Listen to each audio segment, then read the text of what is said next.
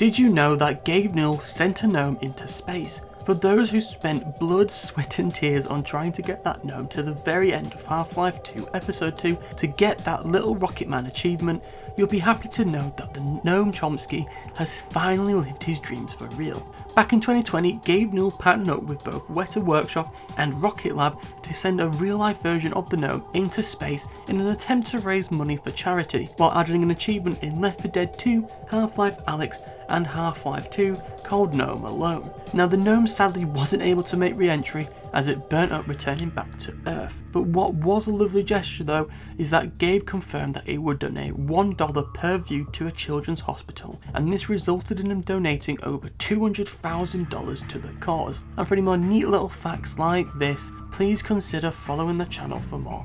Did you know that these beta enemies are shown in Half-Life 2? Yes, right at the very end of Half-Life 2, just before you encounter Dr. Breen, you'll see two beta enemies that are respectively the Crab Synth and the Mortar Synth. Now, these do have animations, low and high model textures, but in particular with the Mortar Synth, there is incomplete animations and some missing files. So this is why it is probably just briefly glimpsed and not actually confronted during the game. Meanwhile with the Crab Synth however, there is actually a walking animation, and that you do see this in the final retail version of the game. This is actually pretty cool, and even though these enemies do not appear again, it is nice to see just a little bit of the beta being shown in the retail version of the game. The Tau Cannon is one of the most powerful weapons in Half-Life 1, but did you know it's actually featured in Half-Life 2? It's actually mounted on the scout car, and you were originally meant to use the weapon via the player, but it ended up being cut out of the release version of the game and was only left as the mounted weapon on the scout car.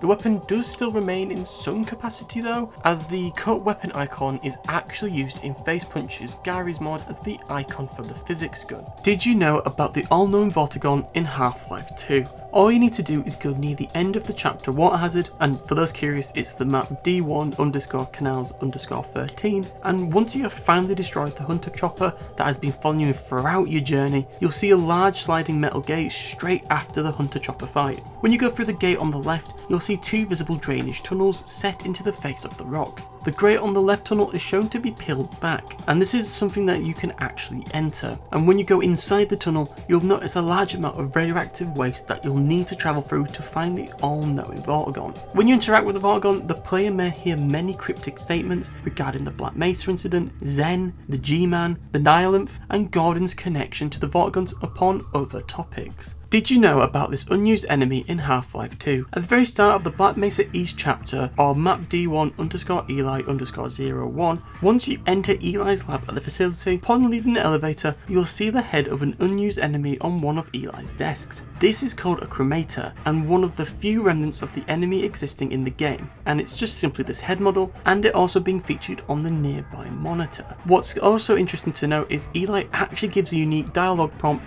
if you interact with the head. It's a really clever way of showing off an enemy that was sadly lost in development, but them still wanting to show it off to those dedicated fans as a little nod to the earlier versions of Half-Life 2, due to them being completely different in nature between the retail version and the beta version. Did you know about the zombie Easter egg in Half-Life 2? This knowledge is pretty well known though, but for those who still may not know, I'm here to help. There's actually a hidden little secret with the zombie sounds that play in the game, and you'll get a secret message revealed when you decide to reverse the audio. When the audio is played backwards, you'll suddenly hear a phrase revealed, which I feel you should hear for yourselves.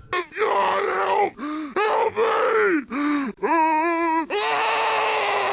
This shows that the poor folks who became a zombie after having a head grab attached to them are still aware and conscious, which is actually a pretty terrifying thought. Did you know that Radiohead is featured in the Half-Life universe? During the very beginning of episode 1, you'll be informed that you'll need to re-enter the Citadel to help try and cool the reactor for a temporary amount of time to ensure both you and Alex can safely leave the city, alongside continuing the efforts to evacuate citizens. When Dog eventually realises a method of helping both you and Alex return inside the Citadel, if you turn your flashlight on before entering the car, projectile that he throws over and zoom in, you'll notice a logo engraved into the wheel. This logo is actually Radiohead's modified bear. The UK rock band has produced absolute bangers like Creep, Karma Police and No Surprises. Did you know there's a Super Mario Bros. Easter egg in Half-Life 2? In the Anti-Citizen 1 chapter, if you go to the map D3_C17_08 and head towards the near final part of the map and the chapter overall, you'll be able to find a narrow corridor that has 3 metal pipes with some resource caches at the end of the corridor.